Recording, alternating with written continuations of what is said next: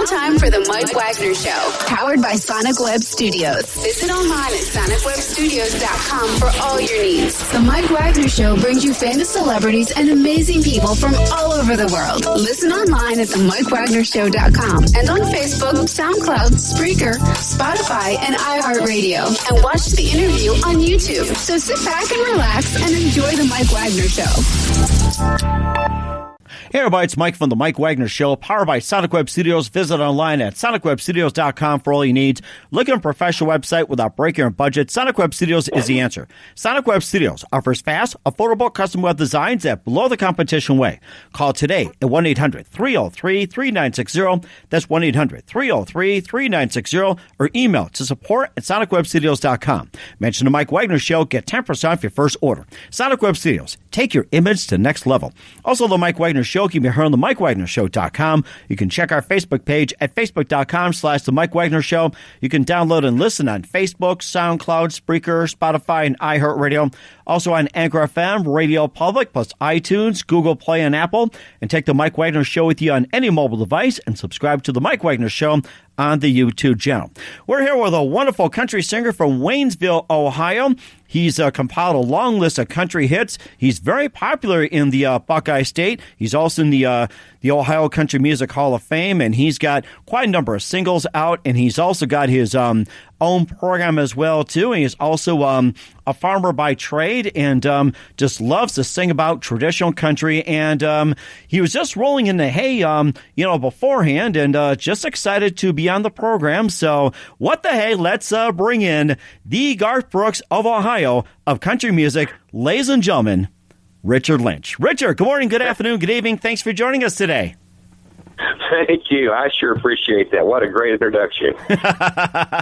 Well, I'll tell you one thing. I remember my days of rolling in the hay, but of course, the good thing as well, too, just brings me back to some of my roots where I've been as well, too. And you're from Waynesville, Ohio, who's you compiled a long list of country hits, and you had quite a number of chart toppers, which just hit a number of charts all over the U.S. as well, too, in the indie sector and more as well, too. You rely on traditional country music, which is a great thing, and you're also a member of the Ohio Country Music Hall of Fame, the Independent Country Music Hall of Fame, also Billboard Magazine Emerging Artist, and you also have your own program as well, too. And before we get into all that, tell us how you got started.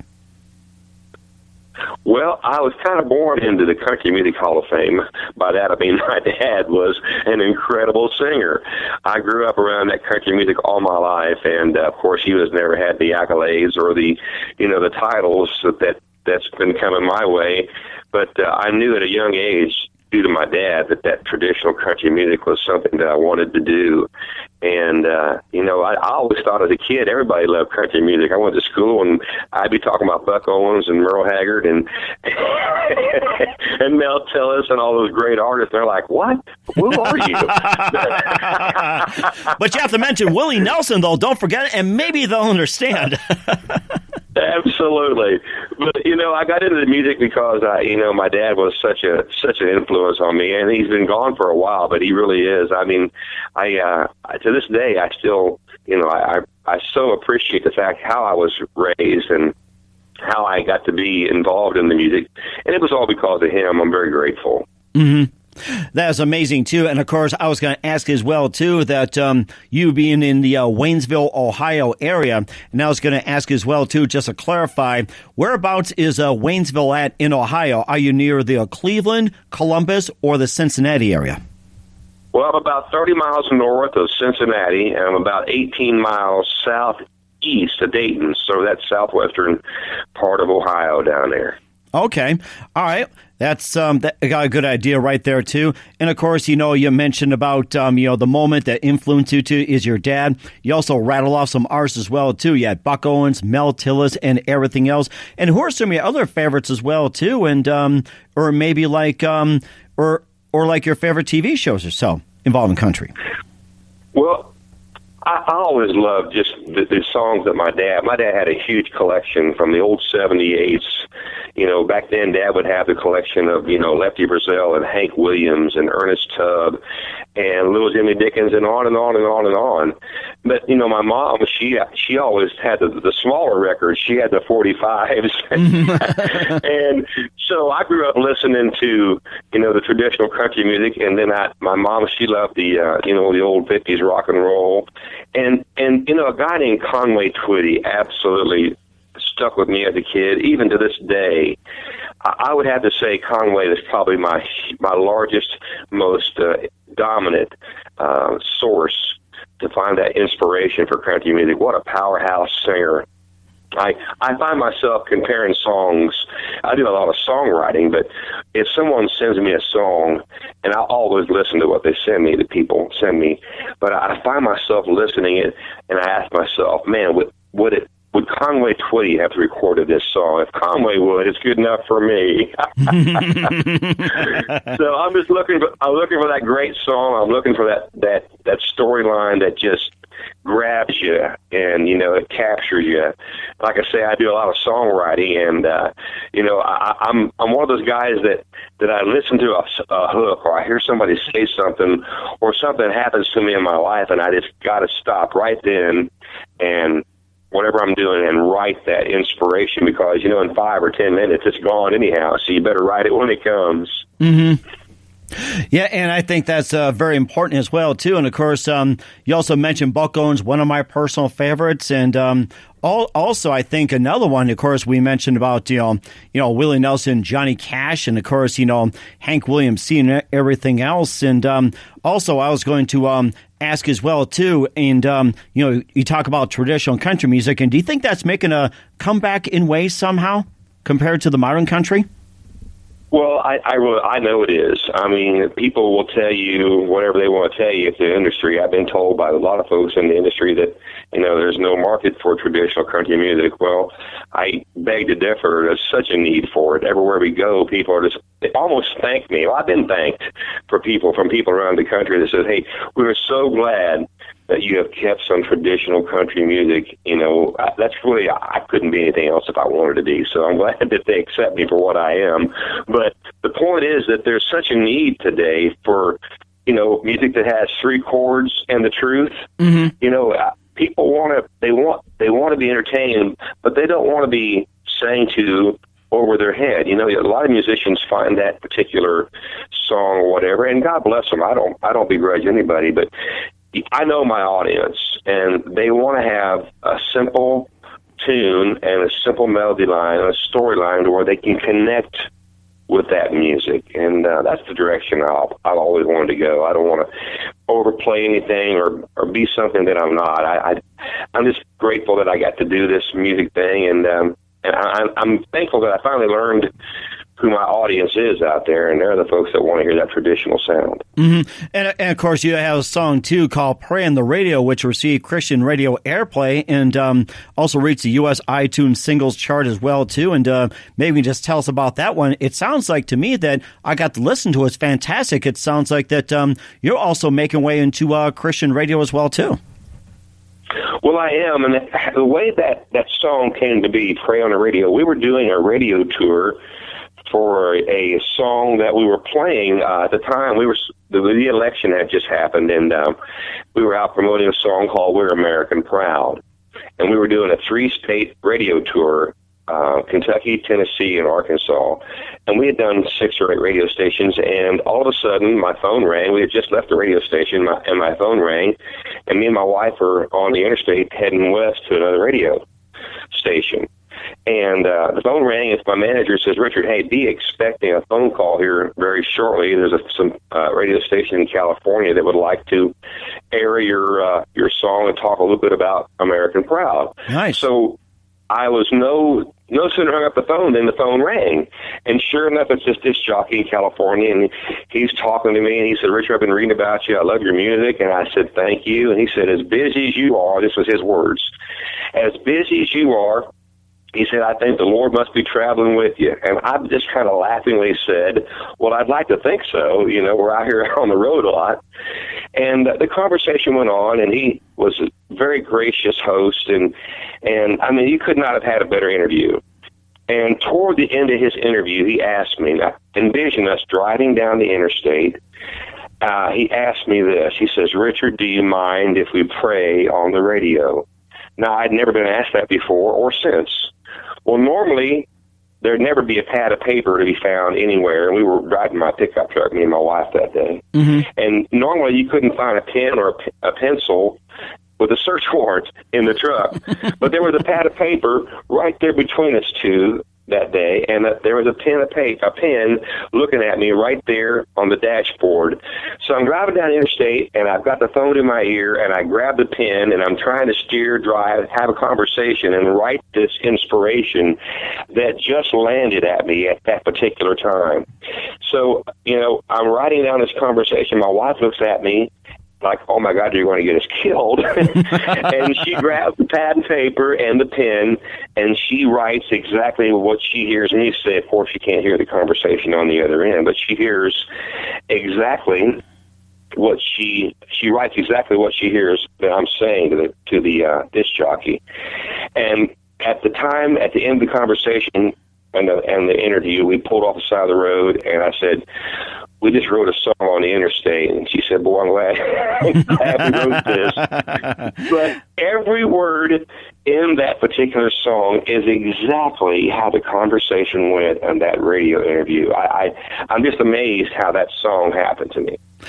That is amazing, too. And wow, I have to say that, I'm praying as well, too, that it did get on the radio. So exactly. That is something. And, of course, you also won quite a number of awards, and also talk about some of the other top 25 singles as well, too. You listen to The Mike Wagner Show at themikewagnershow.com, powered by Sonic Web Studios. Visit online at sonicwebstudios.com for all you need. Look at a professional website without breaking your budget. Sonic Web Studios is the answer. Sonic Web Studios offers fast, affordable custom web designs at below the competition way. Call today at 1-800-303-3960. That's 1-800-303-3960. Or email to support@sonicwebstudios.com. Mention the Mike Wagner Show. Get 10% off your first order. Sonic Web Studios. Take your image to the next level. Also, the Mike Wagner Show can be heard on the MikeWagnerShow.com. You can check our Facebook page at Facebook.com/The Mike Wagner Show. You can download and listen on Facebook, SoundCloud, Spreaker, Spotify, and iHeartRadio. Also on Anchor FM, Radio Public, plus iTunes, Google Play, and Apple. You can take the Mike Wagner Show with you on any mobile device and subscribe to the Mike Wagner Show on the YouTube channel. We're here with Waynesville, Ohio-based country music legend. He's part of the Ohio Country Hall of Fame, Richard Lynch. Just a fantastic singer. If you haven't got a chance to listen to him, just check him out.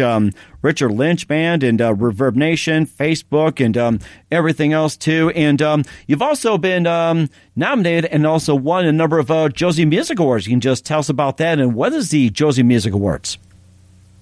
Well, the Josie Music Awards, those folks are hardworking, well-intended folks. They have a huge desire, and they work hard for the independent artists to get the name out there. I'm so grateful that I got to be around them and to meet Josie and her mother, Tina. They're wonderful folks. So if you know a musician out there who wants to get some recognition and, always submit to those folks. They'll work hard for you, and I'm thankful that I got to be a part of that. This year I think we're nominated for 3 or 4 events this year. Normally we have done quite well with them this year. I don't think we received any awards this year, but hey, being nominated, that's as good as it gets as far as I'm concerned. People recognize the music, and I'm very much appreciative for any format that wants to do that. Mm-hmm. And also, too, it's also interesting, too, that you also got the song She's Got Me Drinking Again, a duet with Billy Yates, named Song of the Year by CMG Global Radio, nominated as Best New Group Duo for New Music Awards. You can just tell us about that, and hopefully you don't get people drinking on that one. Well, I played music growing up, and right out of high school, I was playing, at that time, 6-7 nights a week between Dayton and Cincinnati. There were so many nightclubs, and we played all the time. So I cut my teeth on that real traditional sound playing in the honky-tonks. And so when I got in the studio with Billy Yates, he had written this song, She Got Me Drinking Again. I could absolutely connect with it because it's just a honky-tonking, good time, feel good, let's have a good time song. Mm-hmm. And I got in the studio, and me and Billy just had so much fun recording that. And then we actually got to record a video just shortly after the release of that song, and then that added a whole nother level of fun. And it's so cool to be around people like Billy Yates, because the man has done so much in music. He's wrote several songs for George Jones that top number one songs, not to mention so many other artists. And so it was a blast for me. He'd been a hero of mine for a long time, and that was just a lot of fun to be in that studio with him. That's amazing, too. And, of course, you also have a song called Country Music Isn't Country Anymore, top 25 on iTunes Canada, and you can just tell us about that one. Well, Country Music Isn't Country Anymore is the conclusion of my previous album. We had a 12-song track called Mending Fences. And a songwriter named Nick Nichols, we became very good friends. He actually wrote 4 of the 12 songs on that particular album. And, once again, my direction is towards traditional country music. I had written 2 of those songs that made the 12 cuts on that album. And like I say, Nick wrote 4 of them. And I wanted something to just kind of conclude the album. I'm making a statement. I want to make this statement that says, hey, listen, where's country music at? And I summed it up when I heard that song. I said, this will say it all. We'll put this at number 12, and as you listen to the album, you're probably thinking, man, this guy's country to the bone. And when you get to the 12th song, you're like, yep, he even says country music isn't country anymore.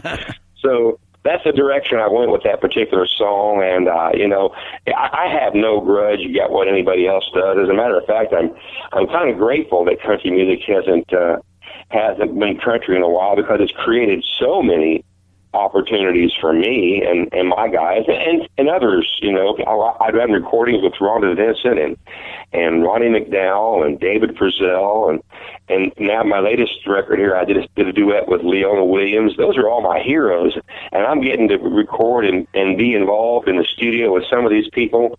Man, it doesn't get much better than that. That's amazing, too. You talked about Ronnie McDowell, and you also collaborated with him on a military tribute called Love Tattoo, which later inspired you to set up a foundation. We did. How that song came to be, my wife has some good friends in Virginia Beach, Virginia. Chuck Brisbane, he had written this particular poem right when the conflict with Afghanistan was really starting. And, you're seeing images come across the television, the news at night that was so disturbing, with our young men coming back, shot up and stuff. So he went to a hospital. He's seen where a veteran had been shipped back to his area, and he wanted to meet this young man. And sure enough, Chuck went to the hospital, and as he approached the hospital room, there was a big sign on his door that said, "If you are coming here to feel sorry for me, please leave." Now, that touched Chuck very deeply, as understanding as it would. And he had a conversation with the veteran, and he went home and wrote this poem called Love Tattoo. Well, he sent the words to my wife and said, "Donna," that's my wife, said, "will you see if Richard will put some music to this?" So I sat down and I read his lyrics, and it's pretty powerful. And I realized that as I'm singing, putting my own music to his words, it needed a little help. So I wrote a chorus along with the original 3 verses that he had sent me, and the song just turned out phenomenal, powerful.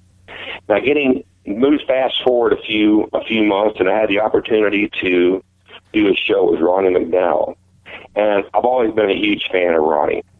And I found out just prior to the show that Ronnie had done 3 tours of duty in Vietnam, and that so impressed me. So I went from loving the guy's music to now I'm just loving this guy. He can't do no wrong in my eyes. So we did the show, and I got to become friends with him. And I said, "Ronnie," I said, "I've got this song that I've been singing here for a couple months around the different places I'm playing, and it's going over pretty well. It's called Love Tattoo." And I said, in my mind, it would make a really good duet. And if you would just humble me and listen to it and see what you think about it. If you're interested, maybe we could get together in the studio and record this. Well, sure enough, he got in the studio with me, we recorded it, and we donated, and we still donate every dime of proceeds that comes from that song to a place called the Love Tattoo Foundation, and that gives that the Love Tattoo Foundation is where it started, I should say. But we found a place in northern Michigan called the Whirlwind Lodge. So the Love Tattoo Foundation takes the proceeds from the sale of that song, and every dime goes to help the Whirlwind Lodge. The Whirlwind Lodge is a 1,200-acre facility in Michigan that helps our veterans, solely helps our veterans. It has a 60-acre lake, and they are there for recreation and to get some psychological help back to our veterans. And so in some small way, me and Ronnie feel like we've done something to kind of give back to those folks who are so deserving. Mm-hmm. That is amazing, too. And how can people give to the Love Tattoo Foundation, and where can they find the website? Well, if you go to richardlynchband.com, you can scroll down and find lovetattoofoundation.org. And at that point, you will be enlightened as to how this operates and how the Whirlwind Lodge is so openly willing to help anybody from World War II to any conflict of today. So if you know a veteran, because to me, the truth of the matter is 18 to 22 veterans a day are committing suicide, and I find that completely unacceptable. Oh, my gosh. So if we can make some kind of awareness of a place that can help these guys and gals, I want to do just that. Like I say, this is a small thing that I'm doing and my wife's doing and Ronnie McDowell, but we feel like that, if we can do something to make awareness and maybe help one GI or two or whatever it helps, that we want to do something to put that direction to make awareness of this facility. Any plans of a special fundraiser for the Love Tattoo, like a concert or, say, online or anything like that? Well, we do several concerts a year. The first weekend in August every year, we go to upper northern Michigan, and we do a concert right there at the Whirlwind Lodge, and we raise money for the veterans. And what they do with the money is they'll buy golf carts, and they're in the process of building little cabins out there in this woods, and there's this beautiful facility that they have.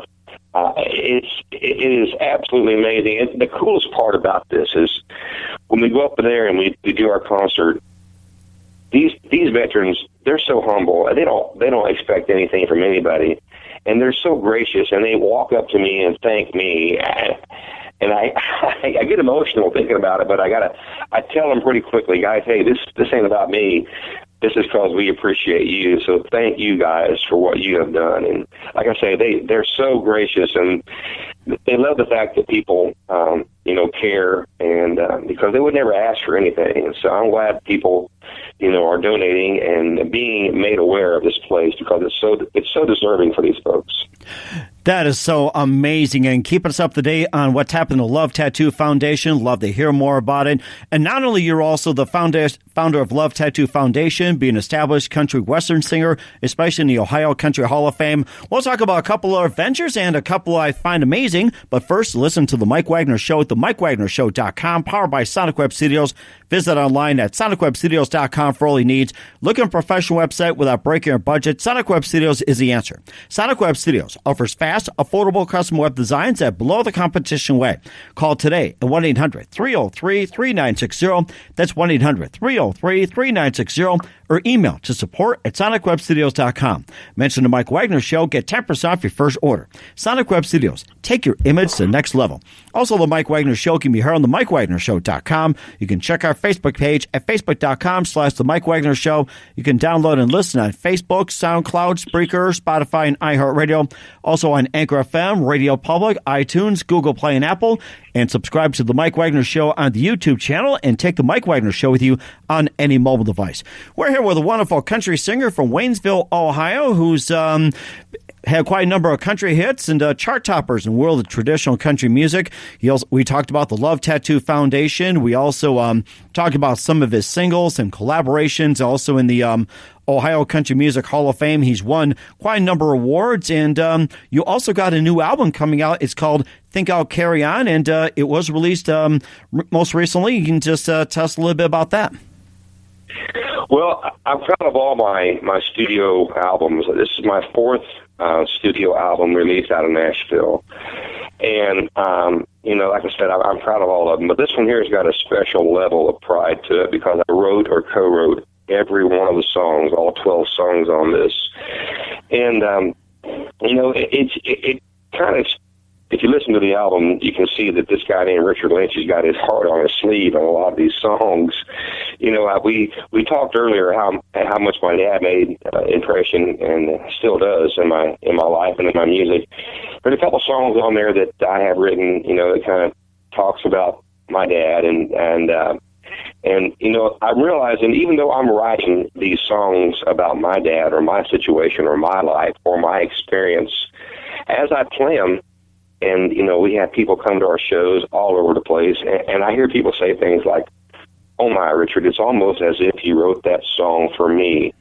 So what I'm getting at is I'm putting emotion and heartfelt back into the country music. I think today's music is missing some of that raw emotion that they used to have not that many years ago. Mm-hmm. So, whether I'm right or wrong remains to be seen, but all I can tell you is when you hear my music, you're going to hear a life experience, and I'm putting the happy, the joy, the hurt, the anguish back into my traditional country music. I don't know how to do anything else anyhow, so I really want it to be as if they're hearing that song and it's believable.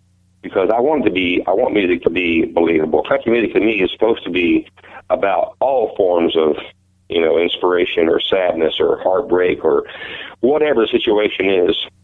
It's supposed to be real, and I'm doing my best to keep that real life back into that music again. Mm-hmm. You also have a single as well, too. You had 4 of the top 40 country singles from that album. You have one called Keyboard Cowboy. You can just tell us a little bit about that. Well, Keyboard Cowboy is a little song. I'm not going to word it exactly right, but you had every family has a family member that's not necessarily got your back. If you follow what I'm saying to you, so he was putting on some really just incredible nonsense on the internet, and this is going on for some time, and. My nephew made the comment, well, he's just nothing but a keyboard cowboy. And this inspiration came over me. It's like, oh, get me to a pen. So I grabbed my pen and a pad of paper and my guitar, and I ran to the table and I wrote this song.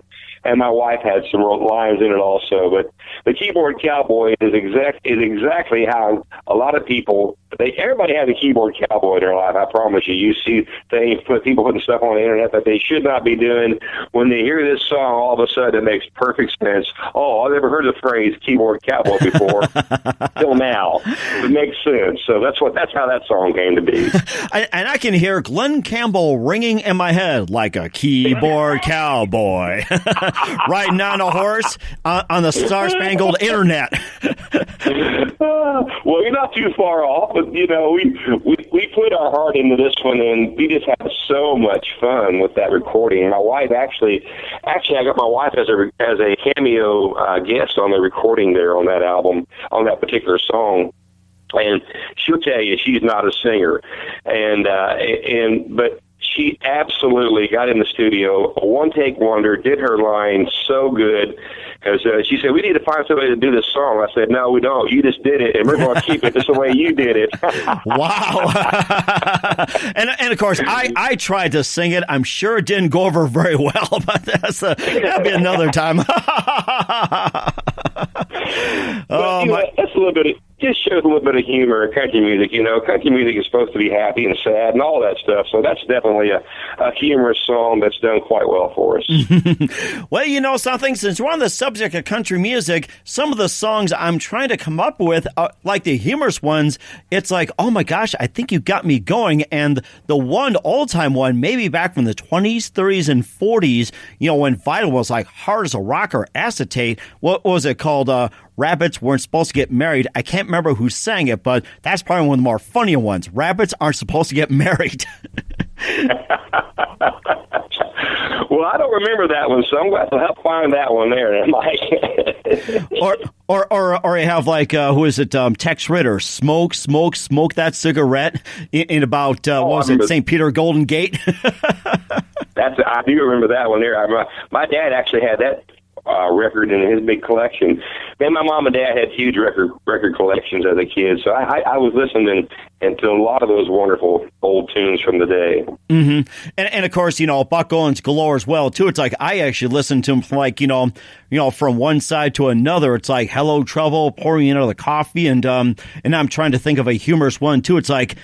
I can't think right now, but maybe next time when I have you back on, I'm sure it'll come up as well too with the Buckaroos. I got a quick story for you, and you're going to love this. Okay. The first time I was on stage, I never got to see my dad perform live before, so I was 8 years old. Uh-huh. And we got to go see my dad perform, and he was playing in Dayton, Ohio with a guy by the name of Porter Wagner. Mm-hmm. Porter Wagner had a bunch of TV shows back in the 60s and 70s. So we're out there in the audience, me and my dad, me and my mother and my brother watching my dad perform. And he sang 3 or 4 songs, and unbeknownst to me, he pointed down to my mom and said, "Send Richard up here on the stage." I'm like, "You got to be kidding me."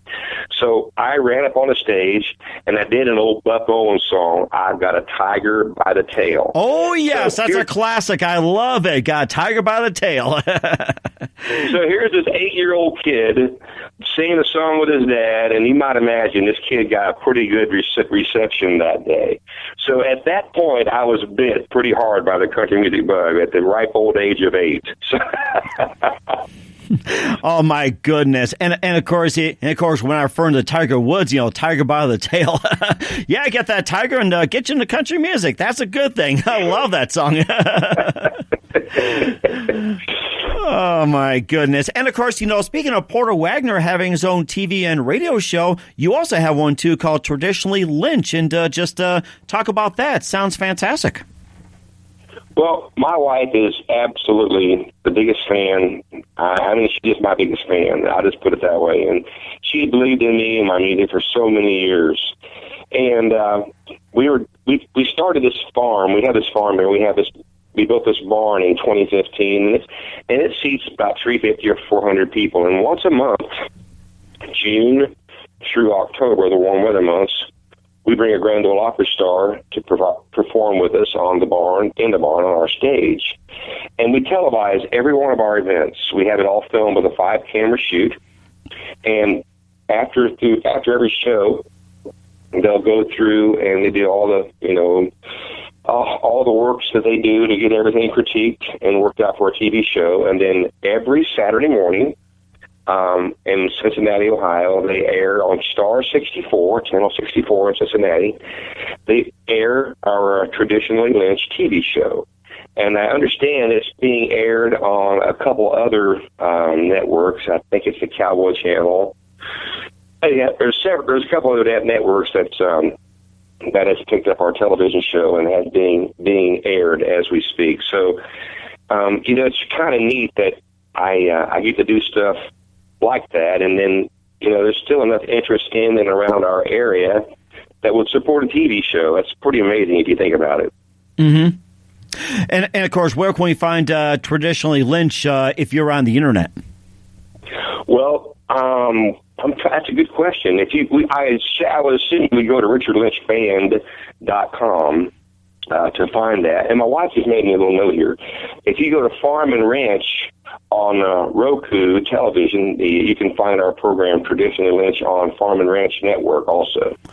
So there's that. But I would say go to richardlynchband.com and you can see all the different variations and locations of the television show Traditionally Lynch. We've had a lot of my heroes at the barn here at our farm performing with us, and it's great to be, on television with some of those folks that I grew up listening to as a kid, and so that's really gratifying. That's amazing too, and we'll check you out as well too. And of course, just a few more minutes here. What do you consider your most favorite project and the most challenging? My favorite project, okay. My favorite project is something that my dad taught me. My favorite project is the last song you sang because, you you get one chance to make a first impression on people. I think I always want to put my heart and soul into everything I do, and you're only as good as the last song you sang, so make sure you put your heart in it and give it your all. What was the other question you asked, dude? Oh, okay. We talked about your favorite project. What's the most challenging you've experienced? Well, the most challenging thing is singing some of these Conway Twitty songs that I try to do. That man can sing, man. So, I just have this little phobia. I want to make sure that I do that artist justice. I learned a long time ago, just because I love a particular artist and his song doesn't necessarily mean I should be singing it. You need to know what your capabilities are. Everybody has a capability. Everybody has a limitation. So I've learned what my limitations are. And so if I'm doing somebody else's song, especially on a TV show, I want to make sure that I have done justice to that particular song. You can bet on that. I think that's something we should keep in mind, and you could say good effort on that, but yes, respect involved, especially with country music. That's a great thing. And what's your most memorable moment? Oh, I always go back to that really early moment there with my dad. That's pretty memorable. But, I've done so many great things with these people, these artists that I admire so much. I've played with so many of these wonderful artists that just inspire me. And, to be on the same stage, like we just did a show recently a couple days ago with David Frizzell. I mean, one of my all-time heroes. And, I can give you a list of an arm length long of how many wonderful moments I've had. But what's really cool nowadays is that I get to involve my wife on the stage with me when we do this song Keyboard Cowboy, and that's taken it to another level of pride. I'm so glad to see her, because I didn't ever think I would ever get her on the stage for anything, and so that's pretty much pride on my end right there to get her on the stage with me. That sounds amazing as well too. And besides your dad, who else consider your biggest influence in career besides your dad? Well, a guy named Keith Whitley was a big inspiration to me. I was lucky enough to do a show with Keith before he passed away, and I knew that he was from Eastern Kentucky, which where my family is. My dad's from down Eastern Kentucky, and I knew this guy was such the real deal. I mean, I was so blown away with Keith Whitley's music, and still am today, that I would say he's probably a close second to Conway Twitty, and I was lucky enough to meet Keith. I didn't get to meet Conway, so that's pretty special that I got to meet somebody like that. That is amazing too. I love Keith Whitley's music, and his legacy goes on. And what's the best advice you can give to anybody at this point? Well, I'm going to tell you what I've learned in all of my years is never take no for an answer, and make sure you surround yourself with people that believe in you, people that want to see you, people that have your best interest at heart. It's so important to be around people that believe in what you have to do, have to say, and they want to help you get to where you want to be. So don't settle for anything less.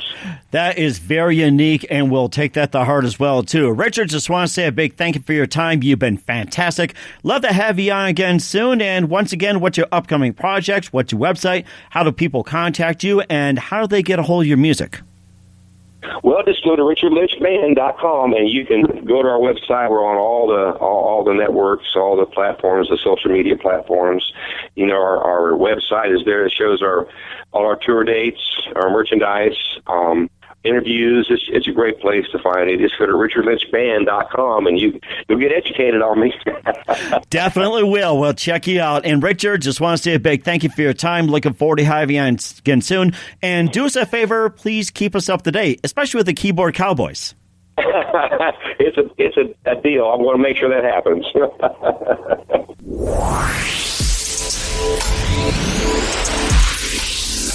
Thanks for listening to the Mike Wagner Show, powered by Sonic Web Studios. Visit online at sonicwebstudios.com for all your needs. Listen online at themikewagnershow.com and on Facebook, SoundCloud, Spreaker, Spotify, and iHeartRadio. And watch the interview on YouTube.